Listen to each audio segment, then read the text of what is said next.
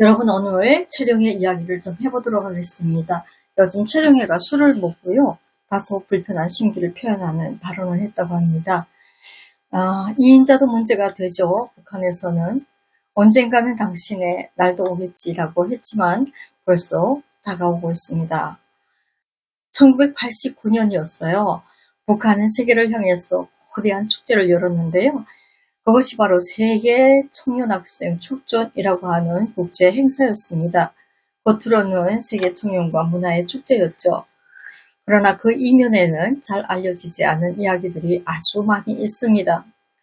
제12차는 러시아 모스크바에서, 제14차는 쿠바의 아바나에서 열렸고요. 그 가운데 13차 축전은 평양에서 개최를 했으니까 이 행사는 사회주의 진영의 성격을 띠고 있었습니다. 북한은 이 행사를 통해서 체제를 많이 홍보하자고 했습니다. 이 행사는 김정일이 가장 신임하던 당시 중앙당 청년사업부장이었던 장성택이 주도를 하였고요. 집행자는 당시 중앙사회청 노동청년동맹위원장이었던 최룡해였습니다. 많은 청년들과 관계자들이 이 행사에 동원되었습니다. 이 축전이 끝나자 북한 정부는 행사가 매우 성황리에 진행되었다고 아주 만족을 표시하였고요.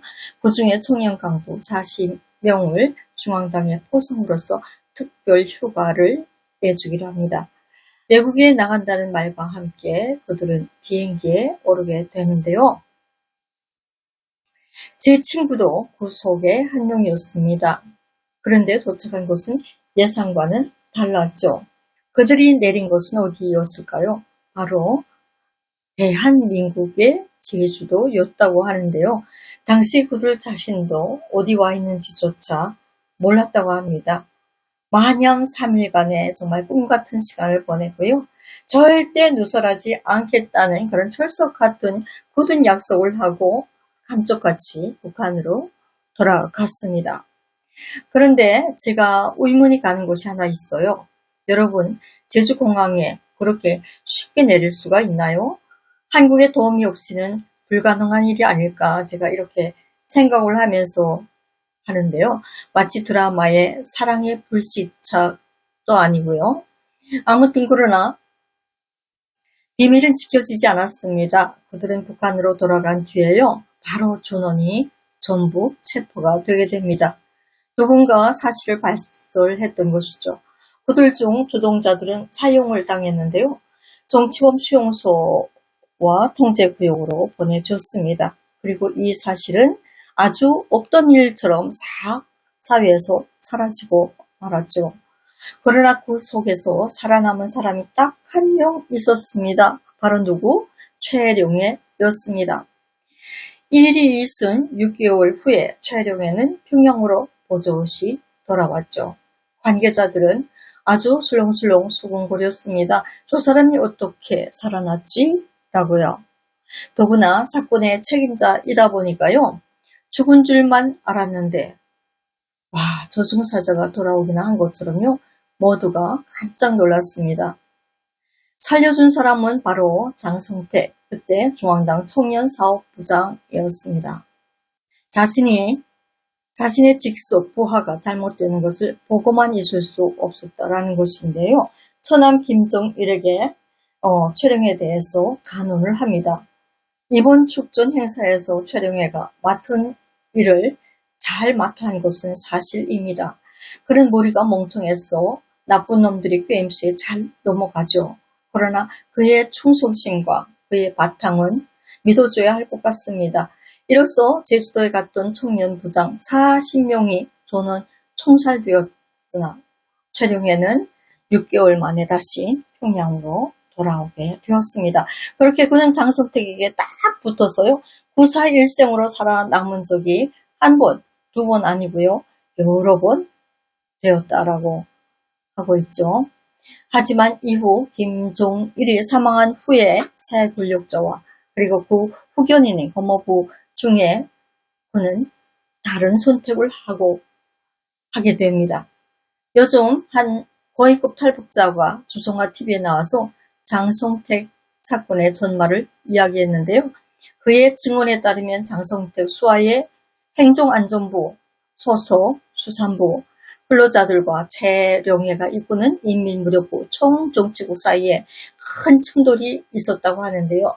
이를 제일 먼저 보고받은 사람이 당시 인민군 총정치국장이었던 최령해라고 합니다.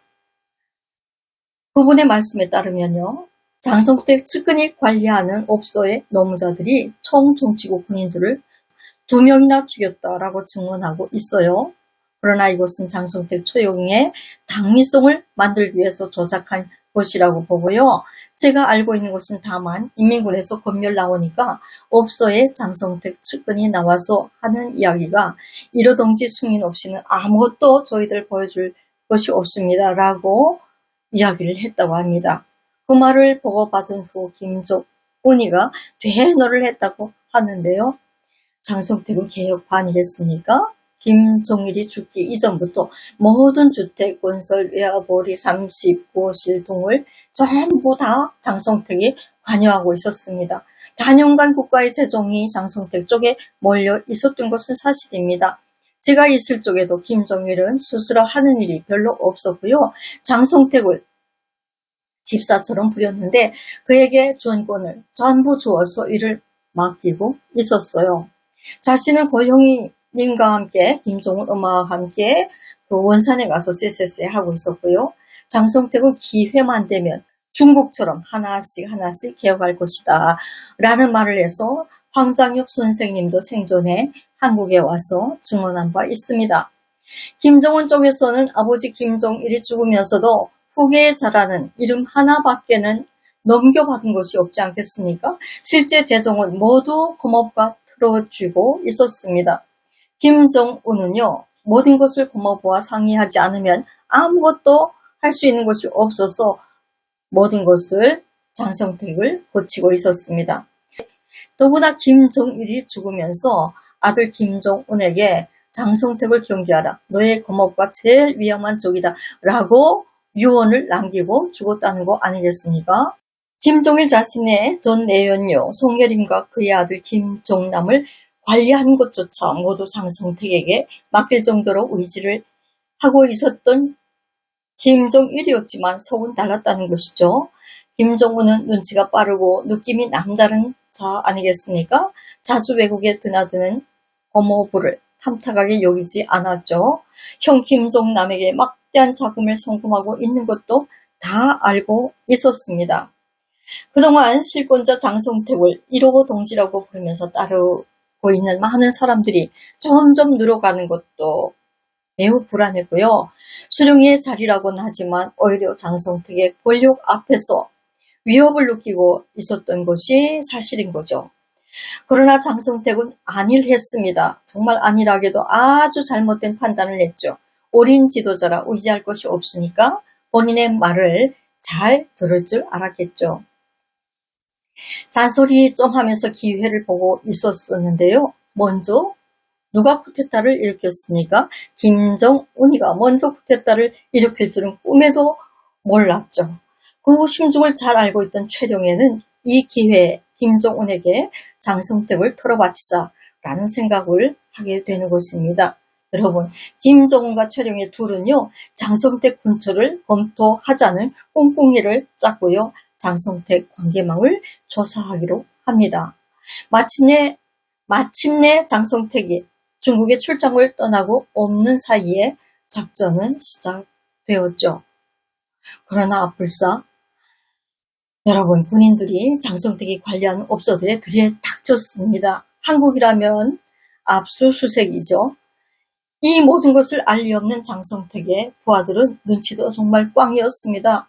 장성택이 북한 최고 수장인 고모부이고 또 고문이고 바로 김정은의 가장 축군이라는 것만 알고 믿고 있었죠. 상상도 못했죠. 우리 1호 동지가요, 지금 출장 중인데 어디라고 감히 왜들 이래 복잡하게 하는 겁니까? 라고 하면서 막 대들면서 싸움이 붙었다고 하는데요. 이 기회였습니다. 최령해는 김정은의 신기를 건드리는 내용을 이 대화를 그대로 김정은에게 전달하게 되는 거죠. 이제 모든 포줄이 다 맞춰졌습니다. 요새 나오는 증언들을 보면요. 새삼스럽게 깨닫는 것이 있습니다. 배신은 가장 가까운 곳에서 일어난다는 것을 깨닫습니다. 주변에서 볼 때도 장성택과 최룡의 정말 우애가 대단했죠. 그러니 장성택이 떠났을 때 얼마나 마음이 불편했겠어요.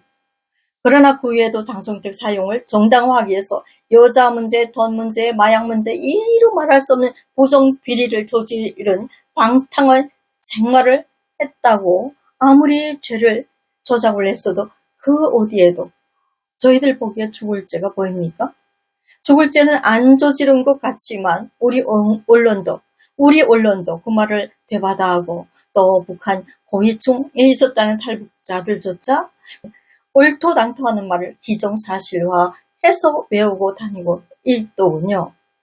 여러분, 결국 수십 년의 의형제라면서 형님아오한 그들의 우애는 가짜였습니다. 늘 장성택을 쫓아다녔죠. 좋아하는 척했지만 늘 마음 한구석엔 컴플렉스가 있었던 것입니다.